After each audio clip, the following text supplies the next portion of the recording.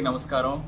గంగాధర్ నెల్లూరు నియోజకవర్గం పెనుమూరు మండల కేంద్రంలో నిన్నటి రోజున వేలంపాట నిర్వహించారు.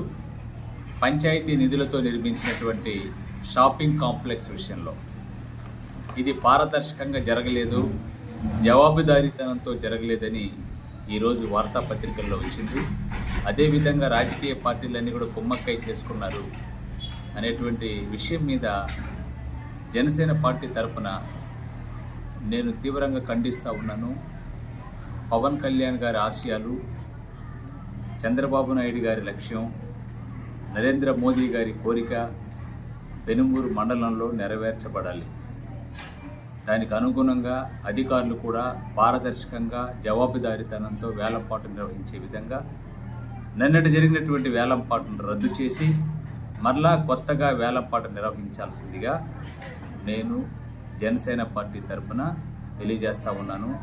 సంబంధిత అధికారులు వెంటనే చర్యలు తీసుకోవాలని, ఖచ్చితంగా పవన్ కళ్యాణ్ గారు, నారా చంద్రబాబు నాయుడు గారి కోరిక ఖచ్చితంగా నెరవేరాలి.